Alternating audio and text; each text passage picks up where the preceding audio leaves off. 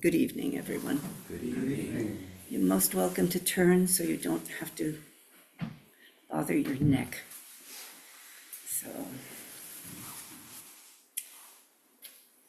I want to start off tonight with Shakespeare. The scene is King Lear's daughter, Goneril, has taken over the military, and she is going to disband them. And of course, it's going to leave Lear powerless. He's very angry with this daughter. He says, "Hear, nature, hear, dear goddess, hear. Suspend thy purpose if thou didst intend to make this creature fruitful. I into her womb convey sterility. Dry up in her the organs of increase, and from her derogate body never spring a babe to honor her. If she must teem, create her child of spleen, that it may live and be athwart disnatured torment to her. Let it stamp wrinkles in her brow of youth, with cadent tears fret channels in her cheeks, turn all her mother's pains and benefits to laughter and contempt, that she may feel how sharper than a serpent's tooth is to have an ungrateful child. Away, away." Well, I had a mother who loved Shakespeare, and I happen to have heard that soliloquy said to me. I think I was 14 and getting ready to run away, and my mother was standing between me and the door, and I couldn't go back and get anything. I had no money, I had nothing. I didn't even have a coat that I could get because she was blocking the way, and she was not going to allow me to go past. Not there. I was going to have to leave with absolutely nothing. Well, of course, I relented and obeyed my mother, but one never forgets this particular quote: "How sharper than a serpent's tooth is an ungrateful child." And of course, as a mother, I thought that sometimes, although I never recited it to my children. I have wonderful children. But this question of gratitude then is what we are talking about tonight. But I have to say how grateful I am for having a mother who recited that and said that to me, because we don't forget these things. We don't forget our own behaviors and our own fallings. And the older I get, the more forceful become the memories. So that's not something to forget. This question of gratitude is what we all just did. To be present, to sit Zazen, is the complete expression of gratitude. So it is built into Zen practice. It is what we do without saying what it is. We don't run around telling people, we really very little say thank you. At least in my upbringing in Zen, we rarely said thank you to one another, because it was built in. Gratitude was built into every action, and we knew what we were doing in this. And so we essentially received one another's practice, doing this all together. We received this practice together, and that is an expression of gratitude. But I want to say something about the other religions and where this comes from. We in our Western tradition, in our Western world, begin pretty much our virtuous life in the teachings, in the Greek teachings. I mean, this is what the philosophers were very much about, teaching us to live a virtuous life, because it's the best life that we could live, and that we would give to one another and to society our best in living out these virtues. So gratitude begins, of course, then in our Greek upbringing. And we spoke recently about what did we speak about? Stoicism. Stoicism, thank you. We spoke about Stoicism, and which is a philosophy of the practice of virtue. And so, so we take this up tonight, and I think because it is maybe the best way that we can address the situation that we are in this world right now. It is such a practice, such a strong practice, that it seems to me to fortify the spiritual body. It gives bones and muscle to the spiritual body in the practice of gratitude.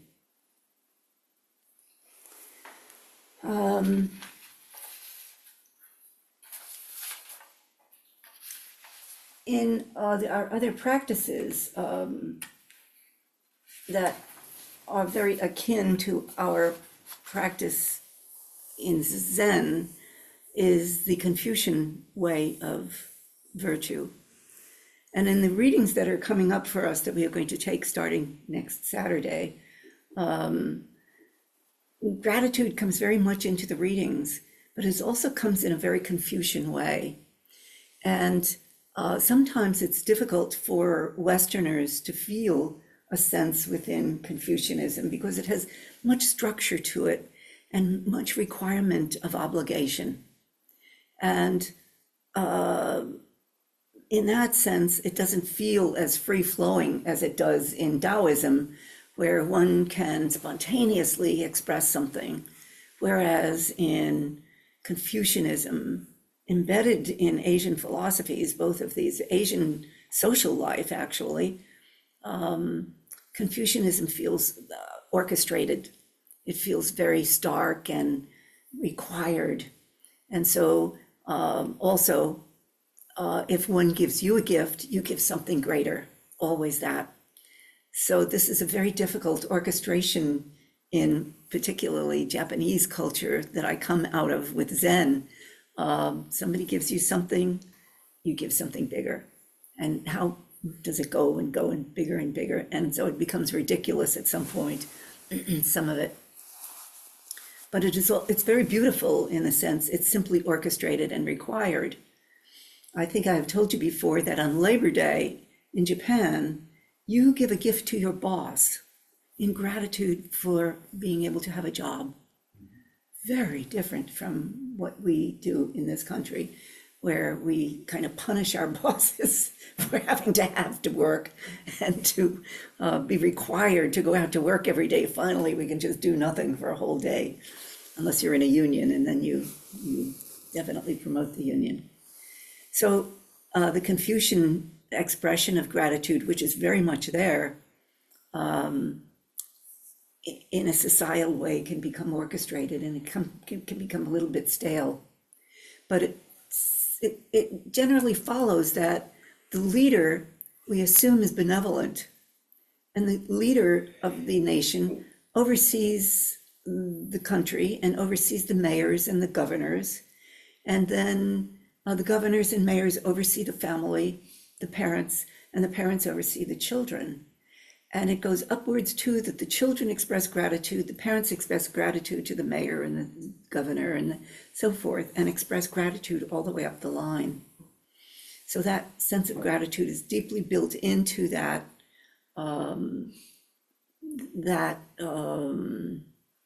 kindness, a kind of a kindness and a generosity that also is an extension, outwardly expression of gratitude.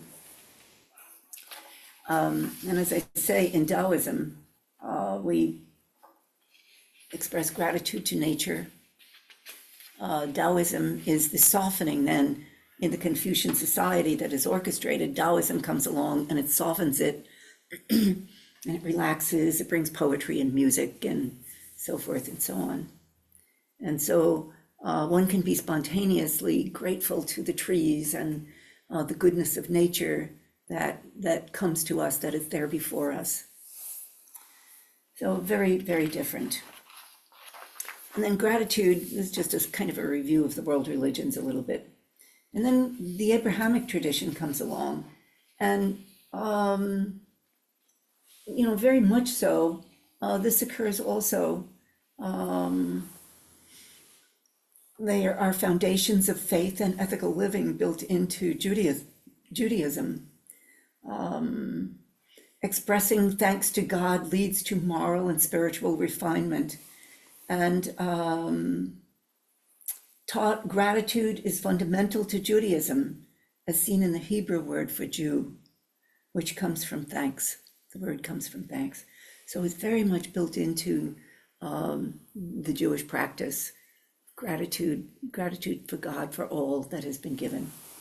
And of course it comes in then again in Christianity, in Augustine and Aquinas, and Meister Eckhart, who says, if the only prayer you ever say in your life is thank you, it will be enough. So, and G.K. Chesterton is another modern Christian thinker who saw gratitude as the highest form of thought and the foundation of joy. And when we go along here, we'll talk about that, and I hope we'll have some discussion about this also. Islam also has deep expressions of gratitude built into it, and generosity. I think when we had a visitor here from Islam, we talked about that with him, that Mickey and I both are world religions teachers, and we both thought that Islam was the most generous of all the religions because of every year one must, greater than tithing, must give 15% of everything that you own. You give to the community for the community to thrive. So it's extremely generous in the tenets of Islam. Rumi, of course, wrote extensively about gratitude as a way to draw closer to God, emphasizing joyful recognition of divine gifts. So we proceed along then through the world religions, and we see that it's maybe the foundational virtue of all the other virtues. And in Zen, of course, we have that gratitude is the first virtue that we practice. Generosity, is the first virtue that we practice, and generosity is so connected to gratitude that they are one and the other. As we are grateful for our lives and for what we have, we give to the community, and we tend to give more generously the more grateful we are, of course. So these two are tied together very much, gratitude and generosity.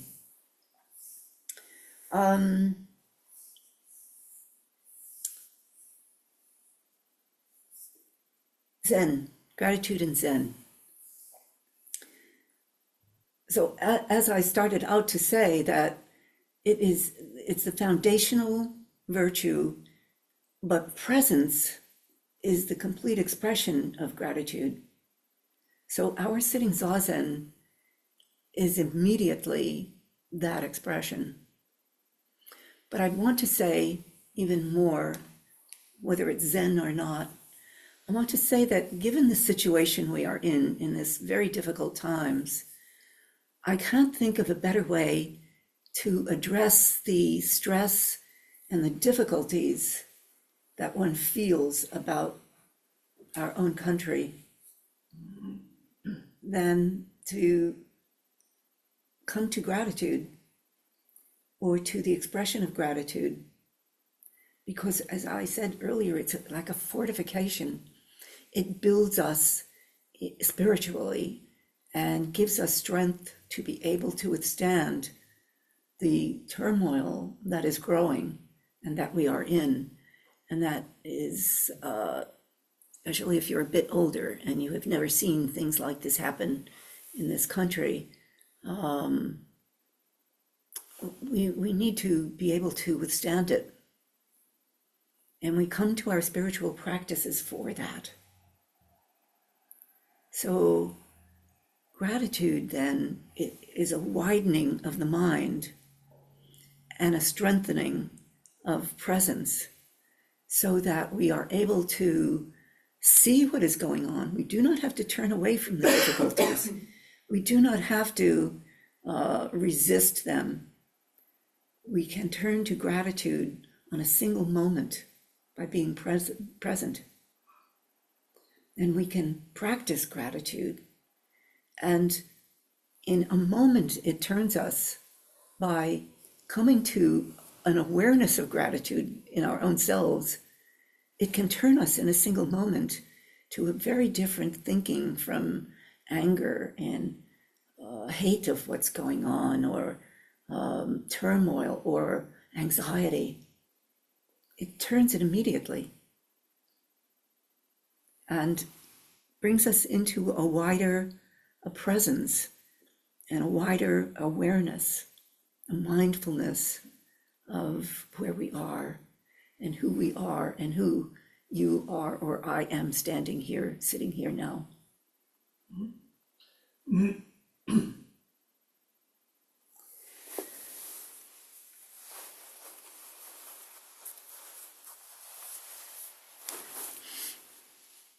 But how do we come to that in the first place? I mean, it takes some personal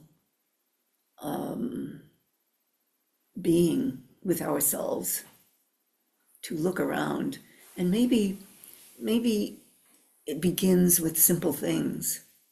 Maybe it begins with just the fact that we have food on our table, and we are grateful for that. I hope we are always grateful for that. I hope that when you eat, whatever meal you eat, you always extend gratitude to all that has been all that it took to bring string beans to your plate, carrots, or a glass of milk, or bread. It took so much labor to get that to the meal table. So maybe it begins with that in us, that we really sit and look at the food we are taking in and think, wow, I am here and this is nourishing me.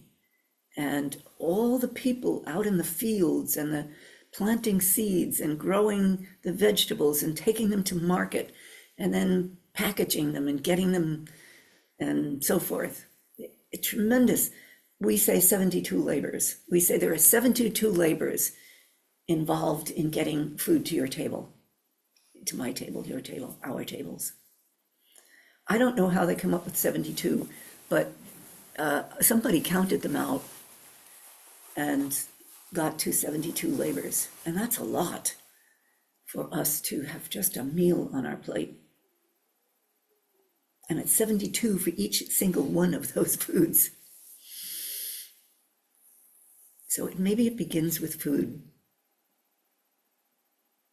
But genuinely, a genuine recognition of that, not flippantly or not superficially, but really diving into that to understand what it takes for us to be alive and to be able to live where we live, for us to have this place of practice.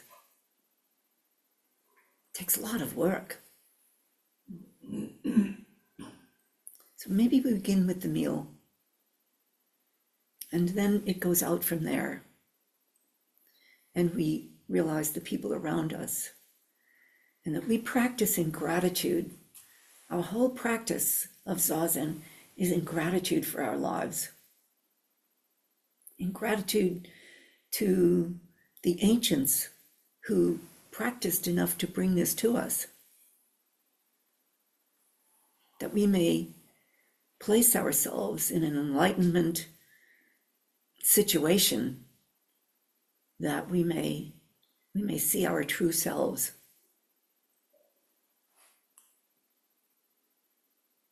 So these little steps that we take lead us toward a greater and greater opening, to the point where we don't have to name anything. We just are present in a state of gratitude.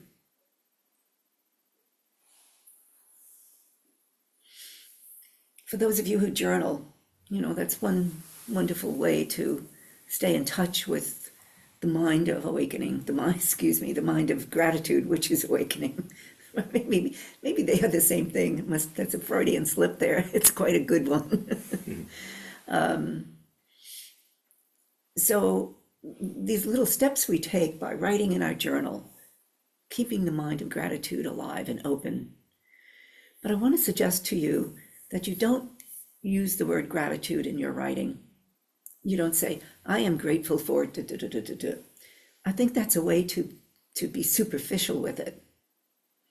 I think a way to do it is to speak to the tree, or to speak to the tides that go in and out, and the birds then that come and feast on what is left on the floor of the sound as the tide goes in and out, and to speak to that in such a way, it is greatly widening, and it saves us from any quick superficial kind of response to gratitude, opens us to a really wide mind. And in doing so, we dispel the darkness of delusion. We dispel the anxiety of the times of what's going to come next. We don't have to worry about it. We don't have to live in the darkness of the possibility of something, because we are here present now in that. But in a very practical sense, I also want to say that it's good for your health. It's really good for your health. It's really good for your blood pressure. It's really good for deep breathing, to return to, or let's say we're experiencing great anxiety about the things that are going on, easy to happen. Bring ourselves to remember the practice of virtue, and we are immediately quieted. I think I have all of the health benefits of being thankful. Reduces depression. So I think that these are big studies, by the way. This one says that they reviewed 70 studies with 26,000 people to find that with higher levels of gratitude, there were lower levels of depression. More research needs to be done to understand how this all works, but there's a great deal of research done on the question of gratitude. Lessens anxiety. That's, of course, worrying with negative thoughts about what might happen. And it is a great tool for lessening any of that and keeping a clear mind about where we are, keeping clarity in the atmosphere of our lives. Also is very good for cardiac health. It lowers your heart rate and puts you at rest. And significant drop in diastolic blood pressure with that. Also relieves stress. Stress triggers a fight or flight response, as we know, in the nervous system. So your heart beats faster and your muscles contract and adrenaline pumps. And many of us in this particular time have become adrenaline hungry. We love the adrenals acting up because we've watched too many action movies, or we've engaged with too much business online with games and so forth and so on, where the adrenals become very active. And the adrenals are not in charge of your body. They are not, but we've become addicted to adrenaline going through our body. That is not in charge of your body, and it can become dominant. So this adrenal, this up here, what's this one up here? Pituitary? Pituitary, thank you. The pituitary gland is in charge of your body. Just get in touch with your pituitary gland. Where is it? Is it up here? In this, more in the center. Yeah, right back here. Pretty deep in. Yeah, it's Yeah, deep in. right, deep, deep in. It's the gland that's in charge of your body. So if you are feeling this adrenaline rush or the hunger for adrenaline rush, tell your own body that this gland here, the pituitary gland, you are in charge. Please take over. It's an amazing calm that takes place. And we can see how much our youth are driven by adrenaline induced music and just hopping and moving all the time and ridden with movement.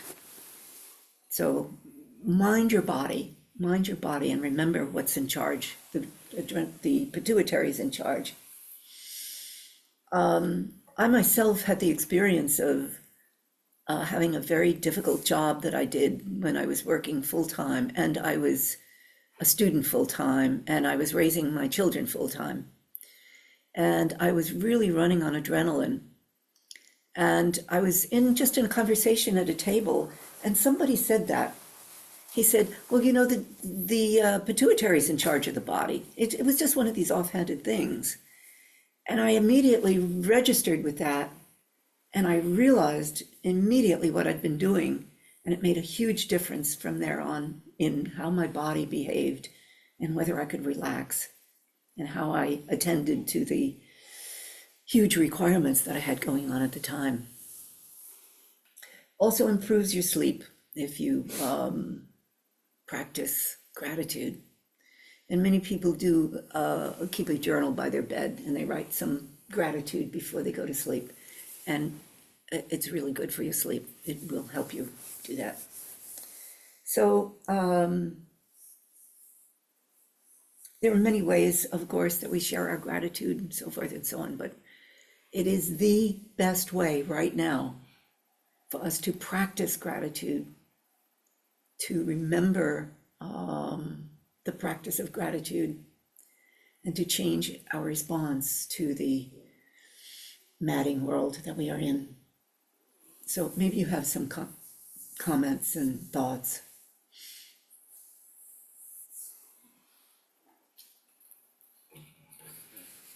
Yes, Dennis. I'm remembering when I was staying with my teacher in India, a conversation with his nephew, who was not a scholar, not a monk, anything like that. He was just an ordinary layperson. And he was, I've never forgot, he said that the one thing he really could not understand about Westerners is that they did not want to take care of their parents. Yeah. And you know, at the time, I was staying with my teacher, who was taking care of his father, who had Alzheimer's, not Alzheimer's, Parkinson's. Yes. And his nephew was there helping him. That's the young man I was talking to. And that has stuck with me all this time. Because when I was taking care of my parents, it was out of gratitude. It was not out of obligation. Yes. And this young man, the idea that you take care of your parents, it wasn't out of a Confucian obligation. Right. It was out of something that's embedded in the Tibetan culture, is a recognition of all beings as having been your mother. And then remembering the kindness of your mother and responding with gratitude. Yeah. They also can't understand how we don't like our mothers, so that's why we blame everything on our mothers. We do. Don't you realize how grateful you are to your mothers? I mean, your mother kept you alive. Yes. I wouldn't be here Right. if my mother hadn't clothed me and fed me and Yes. stopped me from falling off the cliff. Right. Right. And yeah, so this is a culture that practices that awareness, not just for your immediate family, but for everyone. Right. Well, it is ultimately all that connectedness. It is for everyone that we are doing it. If we think that we are all connected in the first place, then it isn't. It is for everyone. Yeah. Always. And this, I think, stuck with me really strongly because this wasn't, the Lama is teaching you all this in a philosophical way. This was just an ordinary kid Right, who grew up enculturated to recognize gratitude. right. Yeah. We have a pretty ungrateful country in many ways, when we think about it. We don't want to pay taxes that would help other people. Just that very basic thing, that taxes are simply going to help other people, to feed children in our schools and buy textbooks for them and for their education. And we don't want to do that. We don't want to share. We don't recognize connection. Yeah, We're so steeped in this individual, yeah, rugged individualism. We're sold on that, like the self-made man, like, just wanna go off and depend on no one, but we never truly depend on no one. Like I think about Right. that when I look at my bowl of food before I eat it and just try to trace back its story of how it got to the bowl. I'm like, man, you depend on so many people, even if you don't see them at the grocery store, you get your Amazon delivered, no one talks to you. Everything's still connected, but we're sold this idea that the goal is to remove ourselves far away from the peasants. yeah.